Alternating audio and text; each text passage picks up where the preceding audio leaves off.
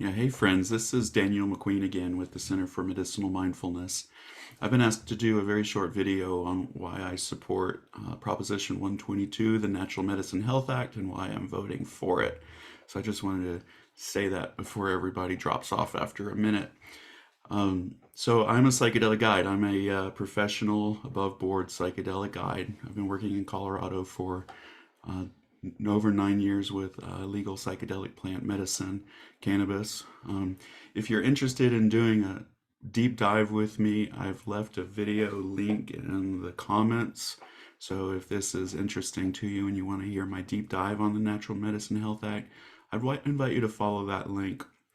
A lot of people have given me really great feedback on it, but I need to be real concise here. So here we go.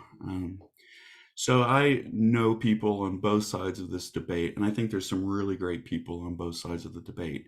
I also see, and I've talked to people on both sides of this debate who have substantially contributed to the act as it is. The included the personal use things and other factors. There's info in there to keep corporations as responsible as possible. Um, so I just want to name that piece. Unfortunately, there are people on both sides of this debate who have engaged in conduct that's contrary to the values of the psychedelic community. And this has led to uncertainty and distrust. But most importantly, this uncertainty is creating a situation where some people who might really should be voting for this are considering not. I just want to name that our community of psychedelic medicine people, we're not just advocating for these medicines. We use these medicines. You know, some more than others. Some are very infrequent, but they're an important part of our lives. And because of that, and other ways of who we are and our ways of being, um, we have been injured by rules, laws, regulations. People have lost their licenses. People have gone to jail. People have been outcast from their families or their churches. We have a legitimate critique about how rules are engaged in our society. So when you're asking us to say yes to something that regulate something that hasn't been before, even though we still struggle because of the lack of legality. We're just really cautious about that. So the combination of this uncertainty, where we've come from, and some of the misdeeds on both sides of the debate have led to a space where maybe we're not engaging something we should. Um, so the other thing I just want to say, again, I'm not going to try to repeat my hour-long conversation about this, but this might be new, and that is we are part of a community that actively engages the use of a sacred medicine for deep healing, personal transformation, spiritual growth, awakening, facing things that we can't see otherwise, and that sort of thing, right? Like all of what you hear about the hype of psychedelics is true for the healing within the right container. And I'm always going to put that requirement on it. Um, these aren't things that just make us feel better, though. Sometimes the healing occurs by us facing our greatest fears, and it also comes from facing our inevitable dying process and what's beyond it.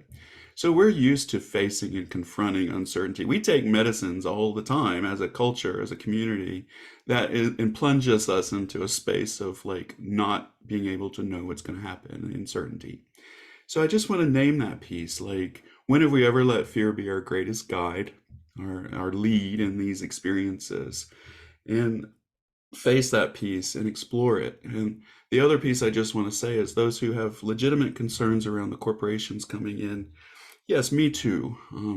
But the no vote campaign is ignoring the fact that there are already hundreds, maybe thousands of practitioners in this area who are bringing this work into the world in a good way. And I don't know anyone that's going to be working for a company that's out of alignment with the medicine. It's just not going to work. Nor is it going to work to be a good model for using these medicines.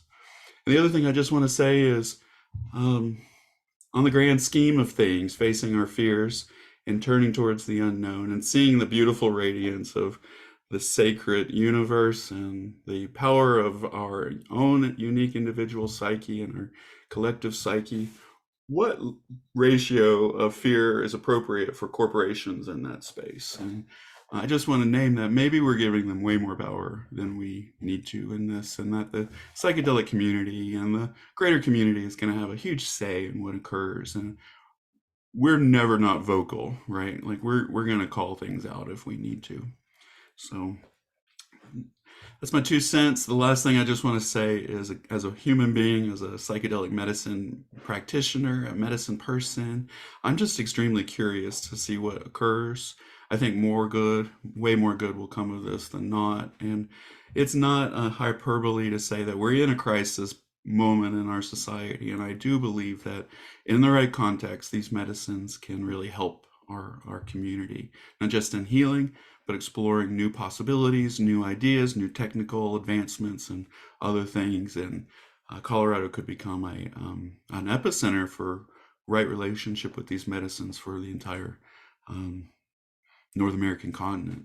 So just want to name those pieces. Thank you so much for listening. Again, if you want to do a deep dive, I really encourage you to check it out if you're still uncertain. I think it'll help a lot. The feedback I've gotten is that it's really helped some folks. And I'll see you on the other side. As always, safe travels, my friends.